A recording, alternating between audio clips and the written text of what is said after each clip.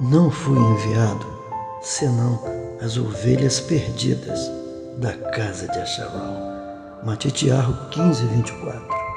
Bem, vemos assim que o Mashiach veio para redimir o seu povo e, na realidade, dar um convite aberto a qualquer um que quisesse ouvir. Diversos Navim, ou seja, profetas, fazem essa citação de que o povo hebreu, por sua rebelião e desobediência, se divorciaram do Elohim.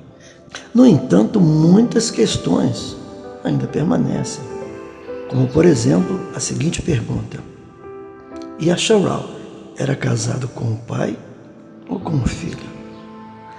Além disso, por que o Mashiach teve que morrer? Sim, este é o mistério da Besorá, que precisamos entender. Bem, antes de continuarmos, precisamos reconhecer com quem Asharal se casou, com o pai ou com o filho. No entanto, acreditamos que a resposta para isso é revelada na versão aramaica da Torá, muito mais antiga que o texto massorético padrão. Antes de entrarmos nisso, precisamos estabelecer quem é o Mashiach. Yohanan 1, versículos 1, 3 e 14, lemos assim: no princípio era o Verbo, e o Verbo estava com Elohim, e o Verbo era Elohim. Ele estava no princípio com Elohim. Todas as coisas foram feitas por intermédio dele, e sem ele, nada do que foi feito se fez. E o Verbo se fez carne e habitou entre nós, e vimos a sua quevode, como a do Filho unigênito do Pai, cheio de benevolência e de verdade.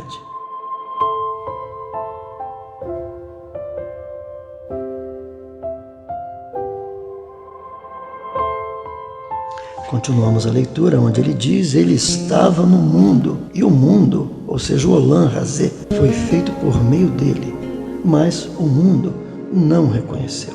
Ele veio para os seus, e o seu próprio povo não o recebeu. Yohanan 1, 10 e 11. Notemos bem aqui, eles deveriam tê-lo reconhecido, pois ele era aquele que o Pai enviou e os formou do barro da terra. Ele apareceu a Abraham, Isaac, Jacob, a Moshe e a muitos dos profetas ao longo da história. Ele estava com Asharal desde o princípio.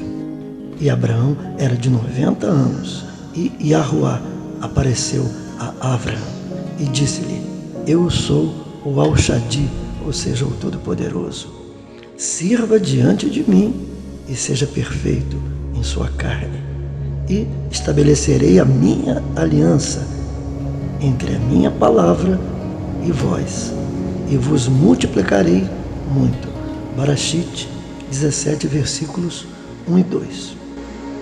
Temos ainda 17:7, onde diz assim: e estabeleci a minha aliança entre a minha palavra e ti, e teus filhos depois de ti, e tuas gerações, como aliança perpétua, para ser um Elohim para ti e para os teus filhos depois de ti. E vemos então, irmãos, que isto ecoa e se cumpre na Brit Hadashah, ou seja, o novo pacto, a mesma aliança, mas um novo pacto. E diz assim: o reino dos Chamaim é semelhante a um certo rei que celebrou as bodas do seu filho. Note bem, eu vou repetir: o reino dos Chamaim é semelhante a um certo rei que celebrou as bodas do seu filho. Matitiarro 22:2. Esta passagem é chave para o nosso entendimento sobre tudo isso então. E fica claro aqui, foi o nosso Mashiach, o Verbo, que tirou Yasharal do Mitzraim, ou seja, do Egito, e fez uma aliança, ou melhor, um casamento com o seu povo. E Yahudá o sabia muito bem disso.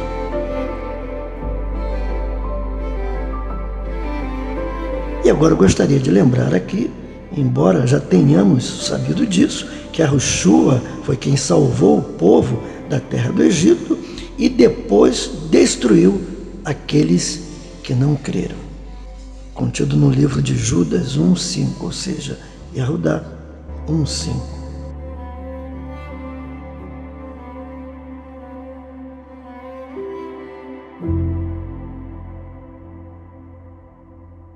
Bem, são pontos importantes a destacarmos aqui.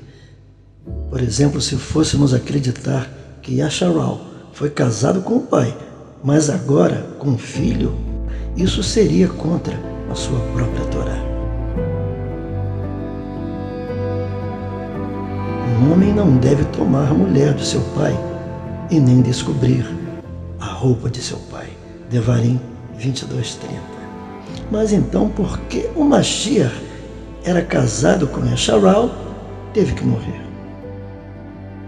Sim, porque a sua própria Torá afirma que ele não pode aceitar de volta uma mulher de quem se divorciou e foi contaminado por adultério. Leiamos em Devarim 24, de 1 a 4. Quando um homem tomar uma mulher e se casar com ela, e acontecer que ela não ache benevolência aos seus olhos, porque ele achou nela alguma impureza, então escreva-lhe uma carta de divórcio e dê-a em sua mão. E mande-a para fora de sua casa. E quando ela sair da sua casa, ela pode ir e ser a esposa de outro homem.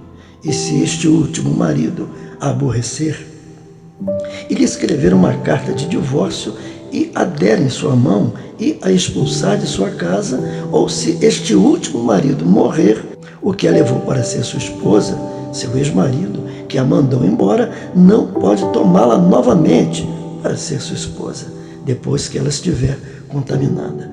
Por isso é abominação perante o Elohim. E não farás pecar a terra que o teu Elohim te dá por herança. Devarim 24, de 1 a 4.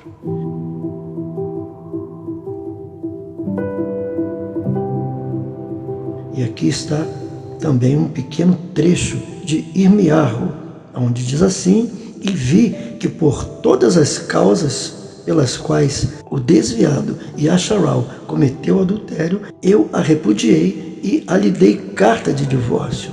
Mas a sua irmã traiçoeira, Yahudá, não temeu, mas foi e se prostituiu também. E aconteceu pela leviandade da sua prostituição que contaminou a terra e adulterou com pedras e troncos.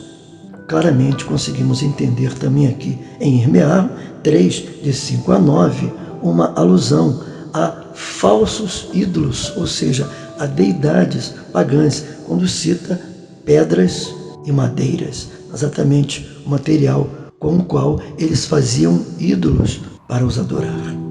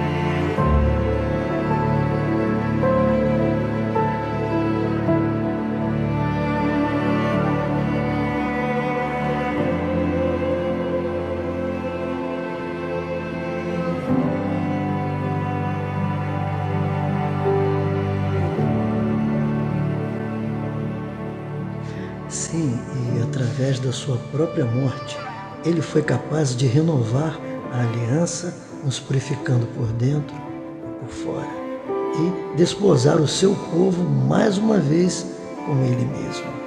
Aleluia! Bem, seria digno, inclusive, de nota aqui pontuarmos uma possível pergunta que alguém poderia fazer.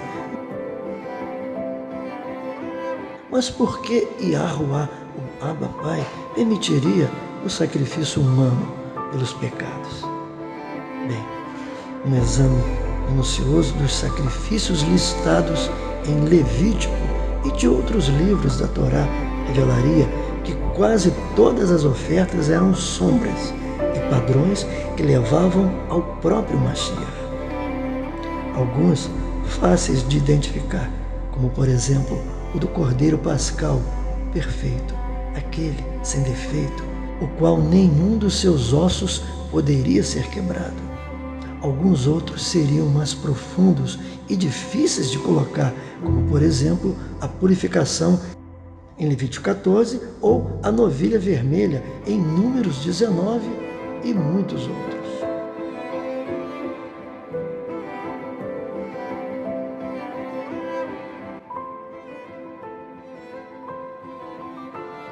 Sim, nós concluímos esta quarta parte do tema Nossa Identidade no Mashiach, citando Yeshayahu, capítulo 53, onde lemos: quem creu na nossa palavra e a quem foi revelado o braço de Yahweh? Pois ele cresceu como broto perante ele em uma terra seca. Não havia nele figura imponente, nem esplendor. Aos nossos olhos, a sua imagem não era atraente, pois ele era desprezado e desamparado entre os homens, homem de dores, e escondiam dele a sua face, pois era desprezado e não o considerávamos. Mas, verdadeiramente, ele tomou sobre si as nossas enfermidades e suportou as nossas dores. Nós o considerávamos por aflito, ferido de Elohim e humilhado. Mas ele foi ferido por causa das nossas transgressões e esmagado pelas nossas ofensas. O castigo que nos garantirá a Shalom, a paz, estava sobre ele, e por suas feridas fomos saradas. Sim, pois todos nós andávamos desgarrados como ovelhas, cada um se desviava pelo seu próprio caminho, mas Yah fez cair sobre ele a transgressão de todos nós. Ele foi oprimido e afligido, mas não abriu a sua boca, como um cordeiro que é levado ao matadouro, e como ovelha muda perante os seus tosqueadores, ele não abriu a boca. Pela opressão e pelo juízo é que foi levado. E quem no meio dos da sua geração o considerou para que ele fosse cortado da terra dos viventes e ferido por causa das transgressões do meu povo?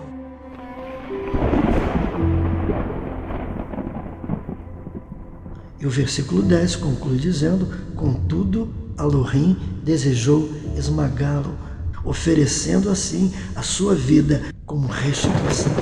E assim ele verá a sua descendência e prolongará os seus dias, e a vontade de Elohim prosperará em suas mãos.